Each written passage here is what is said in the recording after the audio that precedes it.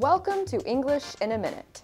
Straw is the dry stems of grain plants. Grasping is holding something firmly. Grasping at straws. I can't find the scripts for our next project. Did you check your computer? Yes? Did you look around the desk? Yes. They aren't there. Maybe they're in the trash can? Did you look in the trash can? Now you are really grasping at straws. To grasp at straws means to be so desperate that you try anything to help yourself in a difficult situation. Some word experts say it comes from a saying, "A drowning man will catch at a straw." Straw floats, but is not strong enough to hold someone above water. And that's English in a Minute.